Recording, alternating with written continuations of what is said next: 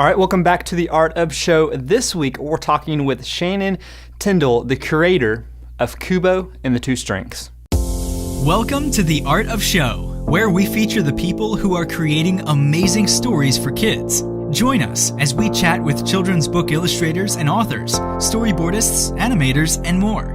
Now, their art might be for kids, but aren't we all just kids at heart? Here's your host, Brandon. All right, what's up, guys? Welcome back. Hope your summer is off to a great start. Sorry we haven't had an episode the past couple weeks. Podcast was taking a break, but we are back. And we are back in force this week because we have a really fun guest. I think this is the first time we've ever had a director chat with us on the podcast. And this is Shannon Tindle, who's done a bunch of different things, but most notably, you might know him. He's an amazing character designer. He's worked on Coraline. He's worked on several shows for Disney. And he's also got a new project with Sony that is TBA that hasn't been announced yet, but will be very soon. But he was also the creator of Kubo and the Two Strings. And so if you guys haven't seen Kubo, Leica put it out, so it's stop motion animation, which is really cool. It was actually one of my favorites from last year that I got to see. It's an amazing film, amazing characters. And Shannon really gets into the heart of the story. If you guys like this podcast, make sure and subscribe and leave a review on iTunes. Or if you guys are watching on YouTube, what's up? If you guys can hit that big subscribe button and leave a comment below with your favorite movie this summer. Cars 3 is coming out soon. So that might be it. All right, guys, I will see you soon. Let's get into the interview with Shannon. And I saw that you were a biology major. You went to Louisville, is that right? I was, yeah. I went to St. Xavier High School, which was it's a really great high school. Most of my friends are engineers and doctors and lawyers. Yeah. And, a lot more kind of, I guess, what some people would term a professional-oriented school. And then I rolled into University of Louisville with intentions of eventually going to medical school. Okay. Because I'm very interested in science. Both parents are nurses. And that's where my path began. So how did you was art then, was it part of your story growing up? Was that something you were naturally always drawn as a kid, or was it something that kind of hit you a little bit later in life? No, my mom and dad both joke. I remember when my dad came out to visit when I was at Cal Arts and we were having dinner with a bunch of friends, and he asked the question. He said, "When did you guys start drawing?" And we all had the same answer. We couldn't remember when. It had been that long. So I had always drawn. I was really obsessed with comic books. I remember my first comic book. It was a earlier Walt Simonson Thor issue. I still have it. And that kind of that's what got me into art. And I would draw obsessively. I wanted to draw comics. I wanted to get into that. And but growing up in rural Kentucky, you don't really see how you can make a living doing it. Yeah. And so I always did it, but then I started to go down this kind of professional path. And every year, my parents and I and all my aunts and uncles and cousins, we would either go to Daytona Beach or we would go to Disney World. Okay. And I remember visiting the animation studio there at when they had what they called the Fish Bowl, where you could walk through and do the tour. And I was, I think, probably about 19, 20 years old. I was at University of Louisville, but I was, with mom and dad on this vacation, and I was like, this is it. Like, I can see a way to this. And I didn't really say anything to my parents. And then my dad just approached me and said, "Hey, you're doing well. You're getting really good grades. But you don't really seem to be into this. What is it you really want to do?" And I said, "Well, I really want to get into film. I want to get into animation." He said, "All right, well, you show me that's what you want to do, and I will support you." So I did my research. I found out about Cal Arts, and I applied. I had never put a portfolio together. It took a month to just throw some stuff together. Yeah. I didn't get in my first try, but my dad was determined, and he called the school and he said, "Hey, was it just like an absolute no, or was there a possibility?" And they said he almost made the cut. And so if Dad hadn't done that, then I don't know if I would have tried. And so I spent a whole year, and Dad actually flew me out to California to visit CalArts. Like, this is how supportive my family was of this. And I met with Courtney Cole, met with Frank Terry. These are guys that are like just legendary animation teachers and just really amazing people. And I actually would correspond with Courtney. I would send him drawings. He would send me letters back with critiques in them. And I put that portfolio together, and sure enough, I got in that next year. And I remember the first time I visited CalArts, I was like, I belong here. These are my people. This is where I should be. Yeah. And that's how I got started. What was it about that visit or being around those folks that you just felt at home? It was having such a concentration of other artists in one location. Yeah. Which, my university experience at U of L was good, but it's a medium-sized university by most standards, but for me it was big. It was a big world, and it wasn't focused on one thing. And when I went out to visit CalArts, especially going into the animation department, it wasn't just focused on like illustration in general or art in general. It was filmmaking and character animation. And when you walked in there, I remember I went on Halloween and I saw a couple guys dressed up as like guys from Cobra Kai and the Karate Kid. And I was like, oh my gosh, this place looks like a blast. I'm actually friends with both of those guys, and have been since I started going to CalArts. But that was it. I was like, to get such a focused group of people in one place. And then when I went, the guys I went to school with, who I'm still very close with, are like Shane Prigmore, amazing artist, now executive Disney TV. Devin Crane, who's an art director at Warner Brothers, Peter Braungart, creator of Uncle Grandpa, Pete Sohn, who directed Good Dinosaur. These were all the people that were at CalArts at the time, and to have that many talented people, there was a really great sense of competition, and I mean that in the best way. But because you were seeing exceptional artists next to you, it challenged you to want to become better, and I felt that from the first time I visited.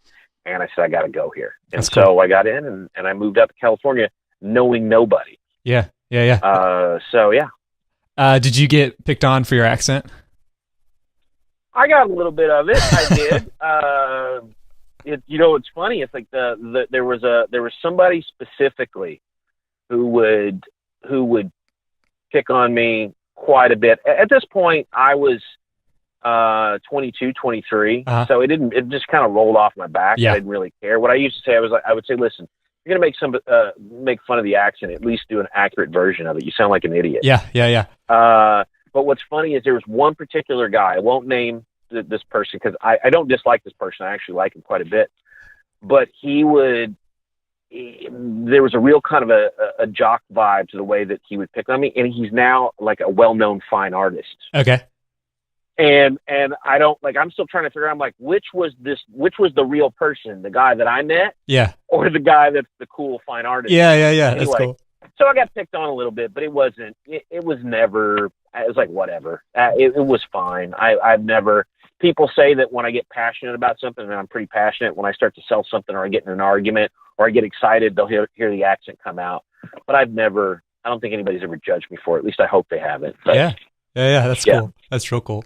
So you mentioned putting together that kind of first portfolio to get in.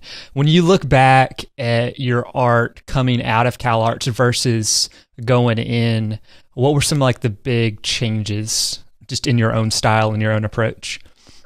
Well, when I was first coming in, like I said before, I was heavily influenced by my favorite comic book artists. Mm-hmm. So Walt Simonson, John Romita Jr., Art Adams, those guys, and then just illustrators in general, J.C. Leyendecker, Norman Rockwell, the golden age of illustrators, things that I had access to. Yeah.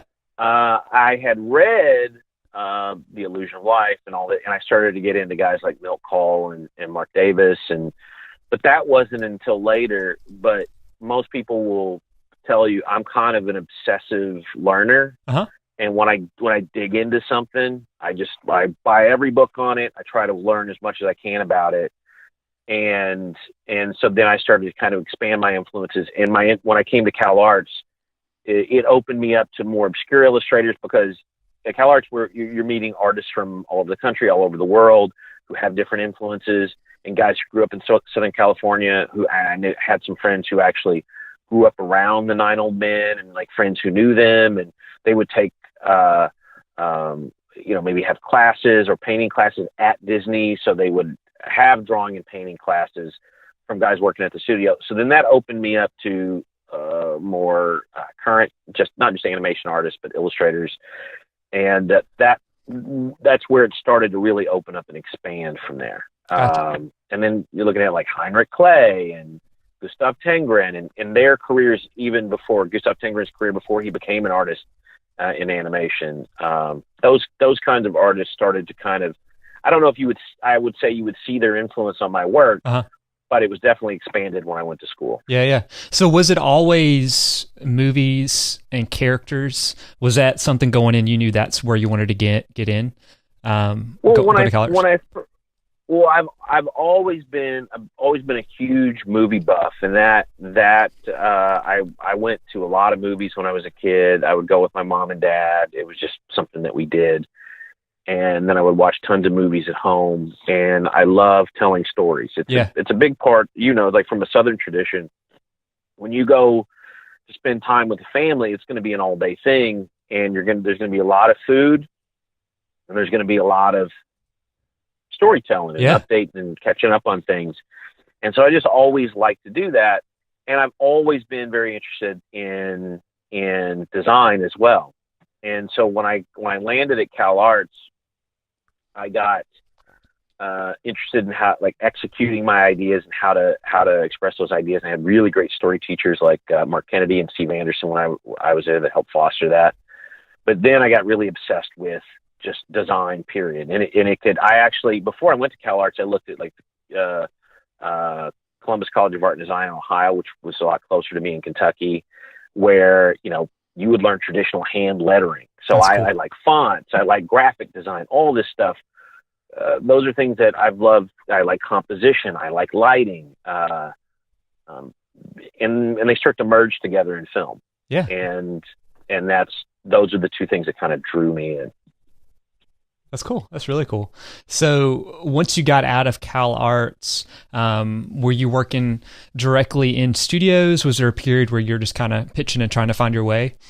What kind of happened after? Well, what's funny is right when I started at Cal Arts was right when the bottom was dropping out.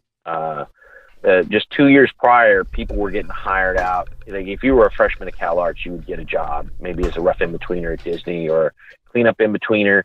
The studios there were too many positions to fill, and they were coming to Cal Arts and hiring people left and right. When I started was like the year that Hercules came out, and even though those movies actually made money, they didn't make Lion King money. Right. So people were starting to pull out. I think Anastasia came out around the time I started too, and I didn't make that much money.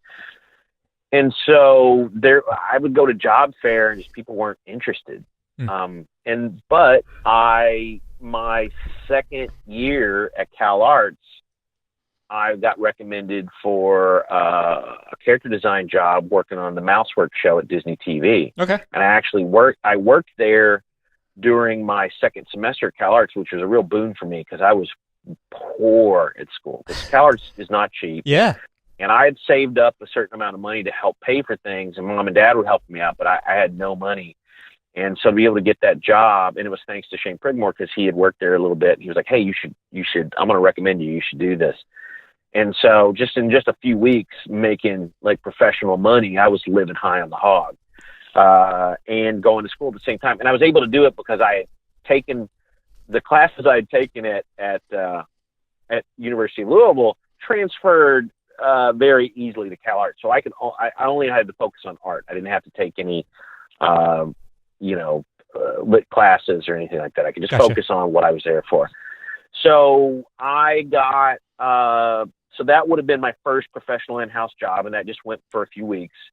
And then I finished that year, and I got hired to do Chris Bailey, who was somebody that I had met before, who was a great animator, and he's worked in both hand-drawn animation and live action as a CG supervisor, and he's a director. He brought me onto the ill-fated Clerks TV series at Disney TV, and I was brought in to kind of do like board revisions and character layout. They were going to do character layout for that show. And that went for a few months, and then the show actually, I think it debuted opposite the first season of Survivor. Oh, wow. And they canceled it after just 2 episodes, I think. But because of people that I met there at Disney TV, I got a job working on Static Shock at Warner Brothers. So I had pretty consistent employment out of school to a certain point. Okay. And so I wouldn't say it was easy, but because you'd get hired and then you're working on this TV cycle with hiatuses and things like that. But I worked pretty steadily right off the bat. Gotcha. And was it mostly, you mentioned doing some board work, but was that always kind of part of something you were doing along the way? I did Static Shock Mouseworks would have been the first time I was doing some character design stuff. Okay. And doing some prop design stuff. It was a mix because some TV shows handled things that way. And then Static Shock was my first full-time gig as a character designer. Okay, that makes sense. All right, so we're probably going to skip a good bit because I know you've worked on Samurai Jack and Curious George, and especially Foster's Home for Imaginary Friends, which is so much fun. But how did you get connected with Coraline and Laika?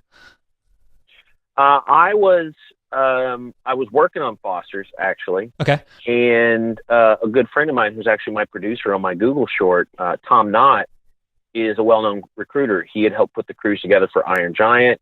And everybody knows Tom. And he got hired as the recruiter for Laika. And another friend of mine, Ovi Nedelku, who I'd worked with at Warner Brothers, he moved out to Portland because his wife's family was from there, and they were starting their own family.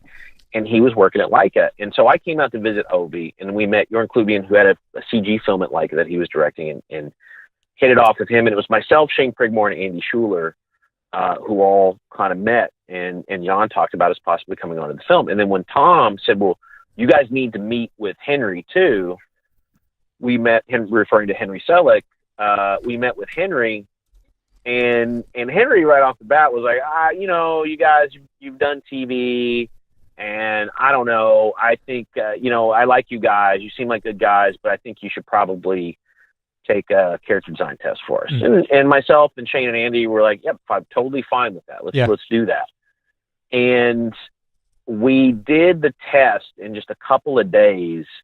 And it was only like an hour or two after Henry saw the test that we all had offers. That's cool. What was the test? Portland, and worked on Coraline. It was to just take our pass at like Coraline. Gotcha. I think I did a pass at Dad, but it was mostly Coraline. Yeah. And he liked the stuff immediately, and he hired us. And it was great. It started a whole new chapter because Coraline was so different in tone to anything I worked on. And I'd worked on a feature before. I'd worked on 8 Crazy Nights, which is a lot of fun. But this was the first time I worked in stop motion, and to work with a director of such, renown as Henry. Yeah. It was a new thing. So, yeah. Was your approach to characters going into stop motion, would you approach it any differently than you would a TV? No, not really. At this point Henry had asked us to work in a certain way, and we did. We were all like, because Dan Kroll was already doing some stuff on the film, and we took a bit of his lead. We put our own twist on things.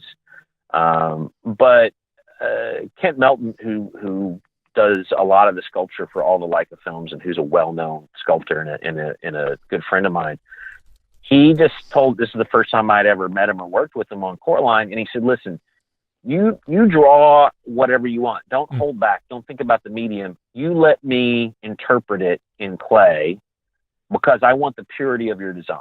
I don't want you to pull back in any way. And so that's how I've always approached design. Is I just design. I always think about story and how can I tell a story with all of the details and the things in this character, and do my research for whatever, both, whether I'm reading the script or whether I'm doing research on a period of time or a part of the country or part of the world. And I try to imbue those characters with as much of the story as I can. And so my process is pretty similar. I will only shift it based on deadlines, because there are a lot tighter deadlines in TV than there are in animation. And there's there's a different approach in how you shepherd the characters to the finish line from TV to feature. Gotcha. That would be the only change in my process there. Gotcha. Yeah. What would that change be if Coraline was like a TV series? How would she have looked different, or how would your approach change versus working on tighter deadlines on the TV side?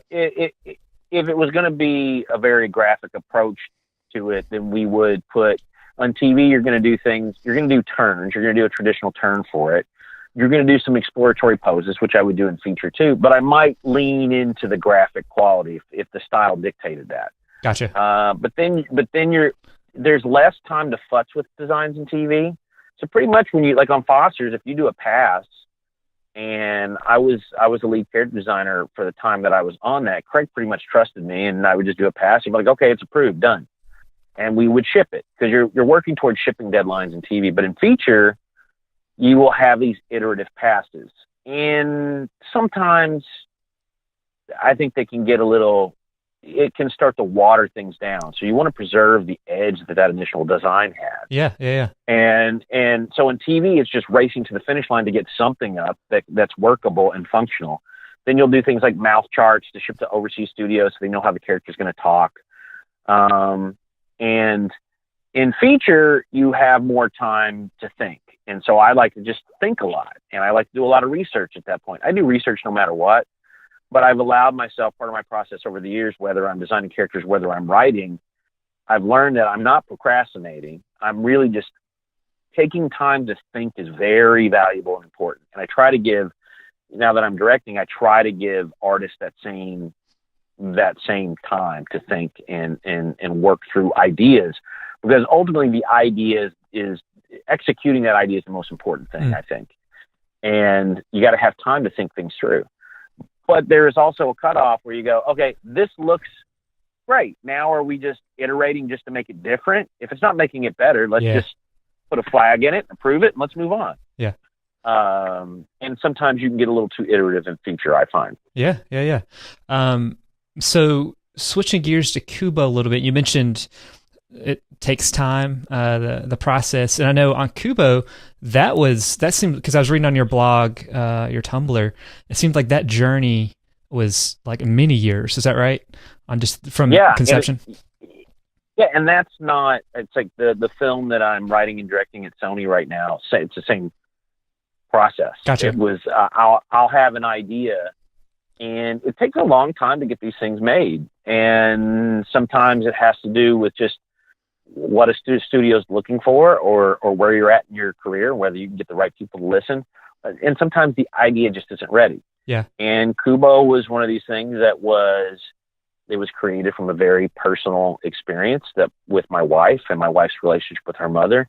And I was at this time when I was also reading. I've always been an avid reader, and I was reading all of these Japanese stories that have been translated into English by Lafcadio O'Hearn in the collection called Kwaidan, which is also this really amazing film that Masaki Kobayashi directed in the 60s, I believe. And those two things just kind of came together. I wrote the story. It was just I wanted to try my hand at writing a folktale because what I love about folktales is they're metaphors. They are symbols for things that happen to us. And when I saw Meg's mother, this really amazing, smart, intelligent, funny lady who had dementia, and she was kind of trapped in her house, and nobody saw what a gift of a person she was, I made this as a gift for my wife, and I did some artwork and for her, and I wrote this little story. And so that was 16 years ago now, I think 2001. Yeah. And right around the time I just first met with my wife. And then it was one of those things that just always stuck in my head. Yeah. Hey, wouldn't this be cool to make into a movie? That's cool. Yeah, my grandmother had dementia, and when I went to see the movie, I think it was just by myself, and because I was like, oh, this is gonna be stop motion, like it's fun, like it's samurais, this will be cool. And then it gets like into the heart, and I'm like, dang man, like I'm sitting there crying. I'm like, remember my grandmother, and so the personal side of the stuff that you do, I mean, is incredible. It was cool. It seemed like it too. It was almost a family project because your wife's origami was involved with it. Was that something from the get go? You were like origami is going to be part of this story as it became more real, and you knew it was going to turn into a movie. Or how did your kind of wife get into it? The first illustration I ever did of Kubo, I actually used cut paper for. Oh, okay, cool. And when I first met my wife, she had gone to the Academy of Art, and she was a PA and then a production coordinator. I was working on Proud Family, and we met through that show. And she was just trying to find something that she could do that would really hold her interest. And we took a class with a guy he'd been a teacher at CalArts, Leo Monahan, who was just an exceptional person, an exceptional teacher, taught by Bill Moore and Bob Winquist, these legendary teachers of design. And Meg really took to paper sculpture. And so the story kind of evolved, and originally it was Kubo would draw things and they would come to life. But as Meg's interest kind of evolved and she started getting into paper sculpture, and because paper art is such an old Japanese tradition, I thought, well, Kubo has to make things out of paper. And it reflects, my wife's story, but also very rooted in Japanese culture. That's cool. Yeah, like the boat, especially as it's all like flying together. The paper side of it was just incredible. Yeah, the crew really, I can't say enough about the crew on Kubo. They really, every time I would have an idea, and Mark Hames and I would put something in the script, and I would launch them on something with an idea, and I had that crazy idea. Okay, what if, I think Ovi, because Ovi was on my story crew, he pretty much worked on all my stuff, and Ovi's like, hey, what do you do if like Kubo runs out of paper? I thought, well, and we'd had this chase originally that I'd come up with, because there was another sister. There was a third evil sister. Okay. And there's a whole chase through the trees, and her weapon, they each have a distinctive weapon, is she has this beaded necklace, and the beaded necklace becomes they're like these locust or cricket eggs. Okay. And there's a whole chase through the trees with Monkey, Beetle, and Kubo. And Kubo, I actually had this bit where he uses the last bit of his paper and he turns them into paper throwing stars. And I really missed that moment from that first draft of the script. But then I was like, well, he'll use the leaves around it. And in that original version, they were actually falling off a cliff at the tail end of that chase. And he just, out of desperation, plucks the strings and it forms a boat around them and they drift into the water. Yeah. So that's like just paint yourself into a story corner sometimes. Been saying, hey, you don't just have to fold paper, you can fold other flat things. So, yeah. That's cool. What was it like seeing some of those like scenes like in real life, like the huge giant and stuff like that? Were there ever you just walking in a room like, man, this is just incredible? It happened every day. It would be either whether it was a small thing, and it might be because the artists that I worked with on that film, Ian McNamara and August Hall and Trevor Dahmer, they a lot of those guys, Ian especially, he'll work in 3 dimensions too. He's a great painter and illustrator, but he'll also make things, and so he'll have a practical version of that thing for you to look at when you do rounds. And so I would come, and look at it and review. I'm like, oh my gosh, this is amazing. So those would be the small kind of first steps. And then when you go out and you see a set like Hanzo's Fortress, I still have the Post-it where I just wrote. I had it tilted into the water, and I just wrote "broken home" on it. And because Kubo's home is broken, because he'd been separated from his family, And I thought, well, let's have this be a metaphor in the way that you have in great fairy tales. So let's just have this literal broken home. And then to see that go from my little Post-it sketch that I did for Lou Romano, because Lou Romano did some early work on it, and then seeing it executed in paintings, and then going out to set and launching animators on a shot, it's mind blowing. Yeah. The skeleton for a long time, I thought it was going to be digital. And then the studio was like, no, we're going to make this thing practical. And I remember walking out to the set for the first time and just seeing a big metal rig that just had a digital printout of the skeleton's head on it at 16 feet at height. And I'm like, oh my gosh, they're going to do this. Yeah. And they did it. So it's from seeing, the first time you see a tiny little weapon, to seeing the puppets, to seeing the sets, it's all amazing. That's cool. That's really cool. Well, one other thing I did want to ask you about, and you mentioned Lou.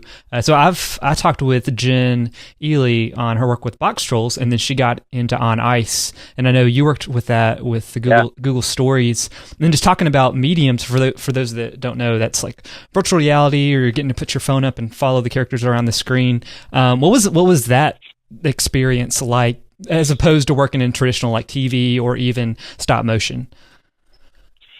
It was really great. And it was, at this point, I had been in production on Kubo for a while. And I was the original director, and I had directed about 5 months into production. And then I left the film and had this opportunity to do the Google Spotlight story. And it was a total shift. And not just in the medium, but in that the folks, Jan Pinkova and Rashid El Garab and Karen Duflo-Rosen, and they approached me and said, we want you to do a short for us. It can be whatever you like, and you will have total creative freedom on it. That never happens. Yeah. It never happens. And I said, oh, okay. Well, within a week, like I met with Jan, because Jan lives in Portland, and I've known him for a while. Really, really amazing guy. And I met with Jan, and he said, I just want you to see how these things work, to see if you're up for it. Because I'm going to warn you, the software is going to break. These are new things, and this is alpha software, and it's going to be a unique experience. And he gave me a couple of guidelines, and he had written this really amazing paper on what he thought this new medium could be.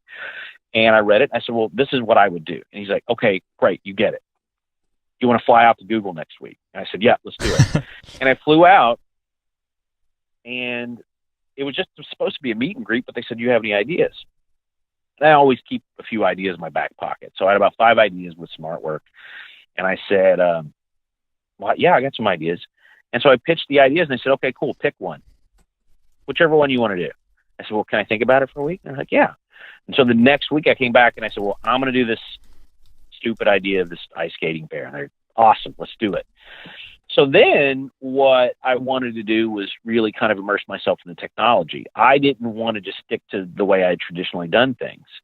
I wanted to get what they would say on device as quickly as possible, so I can see the film in its native format. And I'm still doing this now. I did it with Kubo, because I boarded about the first 5 or 6 minutes of the film, and I have this previs process that I share with Daniel Hashimoto, who he has the Action Movie Kid videos, just a really, really great person, very creative guy. Yeah. So Hashi and I kind of came up with this process while we were both working on Rise of the Guardians to say, listen, we're not looking at flat drawings ever, and we're not pitching them. Let's try to get to making the film as quickly as possible. So it's like a mixture of drawings and 3D. So I knew I wanted to say, well, okay, guys, what tools should I be looking at and using in this medium? They said, well, you got to get it on device. You got to get it on the phone so you can see what it looks like in the round, because that's how you're telling your story. So Jan's challenge to me was, hey, take the rest of the week and get a test up on the phone as quickly as you can. You're kind of like, oh, holy crap, I've never done this before, but okay. But what that did is you got to think on your feet, and you got to get something in quickly, and you get a real sense for what the medium was. So my original intent was, I'm not even going to storyboard this thing. I'm going to I might block it out through thumbnails, but we're going to do previs. We're going to get it onto the device, and then we're going to watch it in that way. Well, what happened, because as Jan had warned me, and And I want to stress this big time. The engineering team at Google and ATAP and the folks at Evil Eye who worked with me are true geniuses. I would hire any of these guys to work with me again. And like all of us as artists and creators, when you're building something new, things are just going to go wrong. Yeah. And we couldn't stitch sequences up together so I could see the whole film. So as much as I wanted to try and previs the whole thing and get it up and look at it on device, it would break and we could only see parts of it. And so then I had to go back to traditional storyboarding just to see how that kind of a story would play. Yeah. So what I found was I had to be very kind of technique agnostic and just use whatever tools I could use in the moment to get the story up. And because ATAP and Evil Eye were such nimble groups filled with real just geniuses and great leaders, we just had fun digging in and solving these problems together. So it was like, well, hey, this doesn't work today. What will work today? And my producer, Tom Knott, he said, you know what's great about this team? You don't even know you have a problem. They won't even tell you have a problem until they come to you with like 3 solutions. And they say, listen, we've got an issue, but here are the 3 different ways that we can fix it. And that is, to a director and a creator, there's nothing better than that when your team is working on that level. And so for me, it was just embracing that I could tell a story in the round and kind of using the things that leaning into those things that could be surprises, where I would have little B story gags that I couldn't have in the traditional medium, but also going back to old things that I'd learned when this new tool had issues. Yeah. So that was my experience with that. That's cool. That's really cool. Well, I know we're over on time. I want to be respectful of it, especially here on a Sunday. But for those that may want to, or definitely want to follow you and see, I know you've got some projects coming with Sony and some things coming down the pipe. Any good places to send folks to? Yeah, you can find me on Twitter. Just look me up under Shannon Tindle. I'm pretty boring that way with my handles. Same thing I think on Instagram, I'm Shannon_Tindle1. I think that's what it is. Something like that. Yeah. On Instagram, I'm the worst with this. Jorge Gutierrez, who's a good friend of mine, he's like, dude, you got to get into this, man. You got to get yourself out there. And I'm getting better at it. But, and I would say, I can't say definitely, but the plan is to hopefully announce my next project very soon. Okay, sweet. There was a soft announcement that I teased where Sony said untitled franchise animated project for July 24th, 2020. That's me. Okay. So more news to come. Yeah, I'm very, very excited to share this with folks. So that's awesome. Well, I definitely appreciate your time. It was a blast chatting with you. Thank you so much for inviting me on. This was a blast. Really great fun, Brandon. Awesome. Thank you so much. All right. Take care, man. All right. Bye. See ya.